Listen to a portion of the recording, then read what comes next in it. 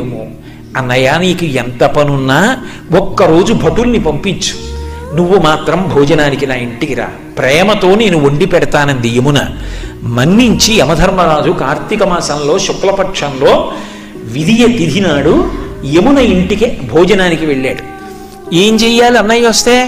పరమ ప్రేమతో చిన్నప్పుడు అన్నయ్య ఏం తినేవాడో, ఏదంటే ఇష్టమో ఆ మాటలు చెప్తూ, కబుర్లు చెప్తూ, ఇంకొంచెం తిననయ్యా, ఇంకొంచెం తిననయ్యా అంటూ అన్నయ్యకి ప్రేమగా వడ్డించింది. తిన్నాడు.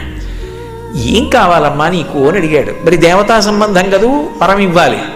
ఆవిడ మనందరి కోసం ఓ వరం అడిగింది. అన్నయ్య, ఇది జ్ఞాపకం పెట్టుకుని ఈ తిథి నాడు ఏ అన్నయ్యని, ఏ తమ్ముణ్ణైనా సరే, ఏ అక్క అయినా, ఏ చెల్లైనా ఇంటికి పిలిచి అన్నం పెడితే ఆ అన్నం తిన్నందుకు ఆ అన్నకి కానీ తమ్ముడికి కానీ అపమృత్యు దోషం లేకుండా